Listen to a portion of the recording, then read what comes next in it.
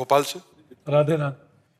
महाराज जी, भक्ति में साधना मतलब मंत्र जप ध्यान द्वारा कुंडलिनी शक्ति को सभी चक्रों को सभी शरीरों को साधते हुए मूलाधार से आगे, तो महाराज जी ऐसे आत्म साक्षात्कार होता है या केवल नाम जप से ही ये स्थिति हो जाती है?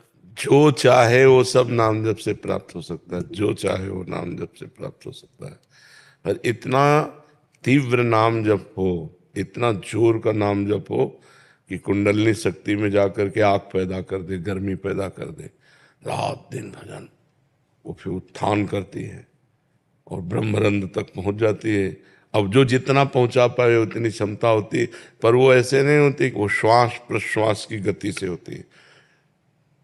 अधिक से अधिक श्वास नाम जप ऊपर, प्रश्वास नाम जप नीचे जपते हुए शांत गति, अल्पाहार, प्रपंच शून्य, परम पवित्र निरंतर नाम जप। अब जो चाहे वो प्राप्त हो जाएगा।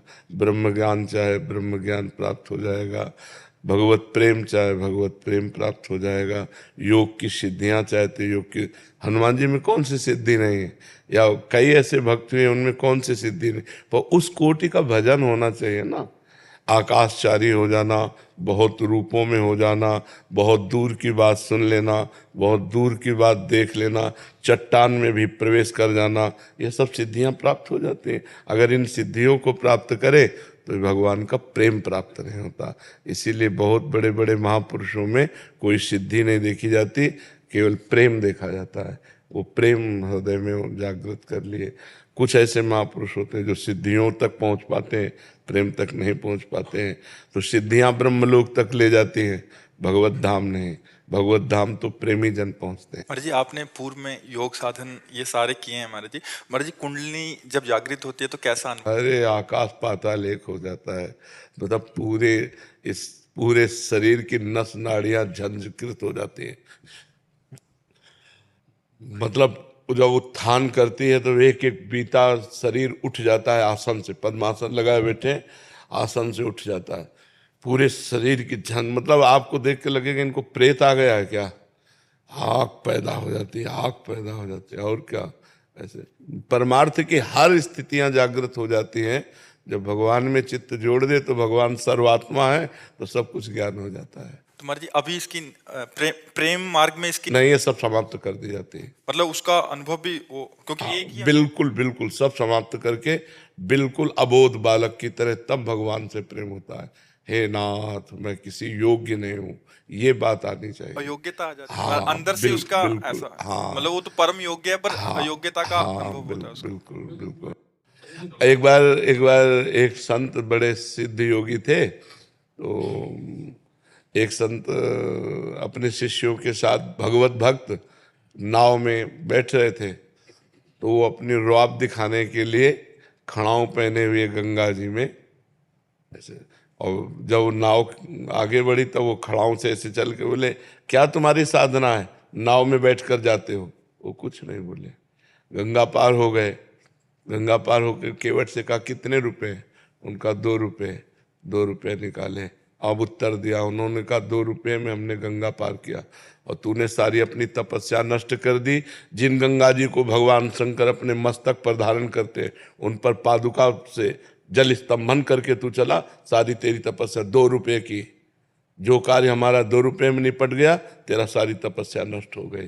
तो जो योग की सिद्धियां, उनमें अहम भी रहता है, मैं ऐसा मैं, और भगवान का दास अहम शून्य होता है।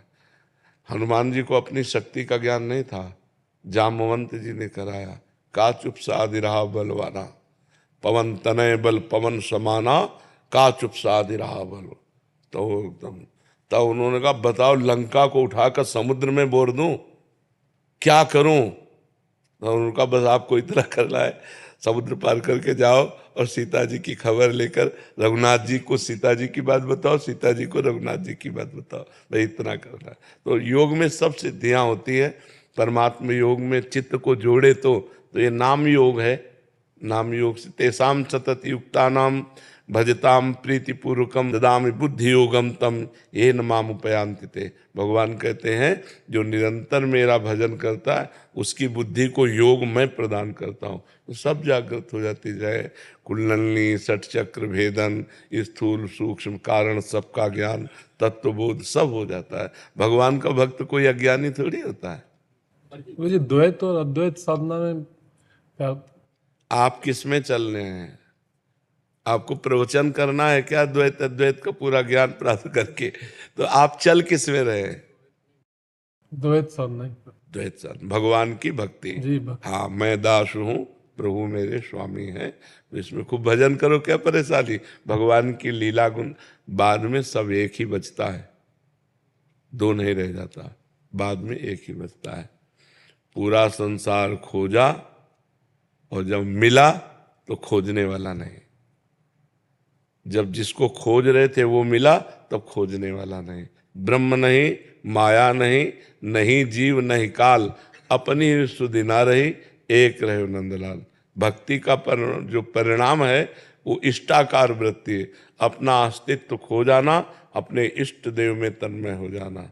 मेरे तो गिरधर गोपाल दूसरों न कोई, अपने प्रीतम में पूर्ण रूप से तन्मय हो जाना, अपनी भी सुधि विसार देना। ज्ञानी सबकी सुधि विसार कर मैं में स्थित हो जाता है, भक्त मैं की सुधि विसार कर प्रभु में स्थित हो जाता है। रहता एक ही है दोनों में, एक के सिवा दूसरा कोई नहीं रहता। समझ पा रहे हैं? अब इस कोटि की भक्ति पहले हो। अहम ब्रह्मास्मि शिवोहम, ये स्थिति बाद में, सबसे बाद में पहुंचती है। ज्ञान भक्ति में नहीं, भक्ति में नहीं पहुंचे। भक्ति में बताया, अभी समझ नहीं पाए। ब्रह्म नहीं, माया नहीं, जीव नहीं, नहीं काल, अपनी ही सुधि ना रही, एक रहे नंदलाल। कान भय प्राण में, प्राण भय कान में, ही में न जान परे कान है कि प्राण। यहाँ भी भगवान, बाहर भी भगवान, मन भी भगवान, बुद्धि भी भगवान, चित्त भी भगवान, अहम भी भगवान। वहाँ मैं ब्रह्म की सत्ता नहीं, मैं ब्रह्म की सत्ता ज्ञान में आती है। और भक्त का मैं का विस्मरण होकर के केवल कृष्ण में, केवल राम में। समझ रहे? जड़ चेतन जग जीव जत सकल राम में जाने। गोस्वामी तुलसीदास जी कह रहे हैं, यहाँ राम, सामने राम, चराचर जगत में राम। ऐसा भक्त को अनुभव होता है। ज्ञानी को चराचर जगत ब्रह्म स्वरूप मेरा ही स्वरूप है और मैं ब्रह्म हूँ, स्वयं ब्रह्म।